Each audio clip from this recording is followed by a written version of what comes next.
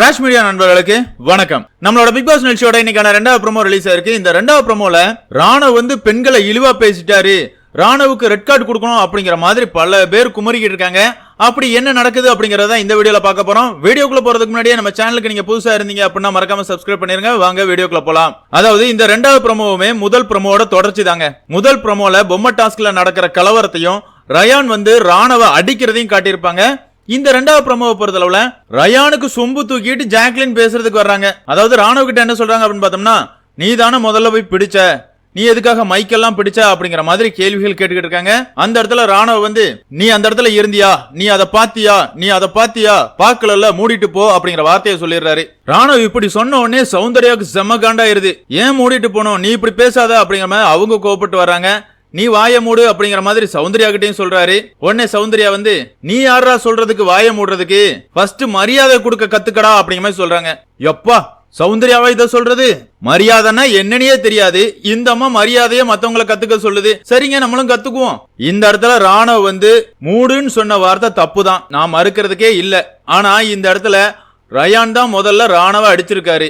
இந்த கோவா கேங்க பொறுத்தளவுல இந்த டாஸ்க் தொடக்கத்துல இருந்தே விதிமீறல்கள் பண்ணிருக்காங்க.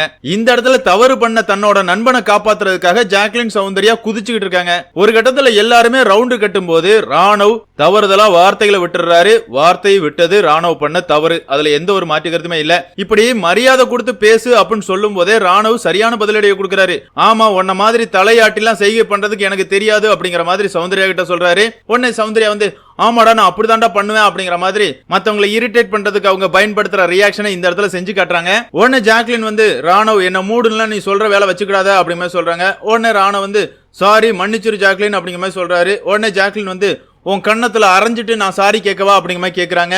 இன்னொரு சைட் பார்த்தோம் அப்படின்னா சௌந்தர்யாவை பொறுத்தளவுல உன் சாரி பூரி எல்லாம் எங்களுக்கு தேவையே கிடையாது, உன்னோட சாரியை நாங்க ஏத்துக்கவே மாட்டோம் அப்படிங்கிற மாதிரி அவங்க ஒரு பிரச்சனையை கிளப்பிட்டு இருக்காங்க. இதோட இந்த ப்ரோமோவை முடிச்சிருக்காங்க அப்படின்னு சொல்லலாம். அதாவது இந்த ப்ரோமோவை பொறுத்தளவுல ரயானுக்கு சொம்பு தூக்கிட்டு ஜாக்லின் சௌந்தர்யா இவங்க 2 பேருமே ராணவ கட்டம் கட்டுறாங்க. ஒரு கட்டத்துல ராணவ் வார்த்தைகளை தவற விட்டுறாரு.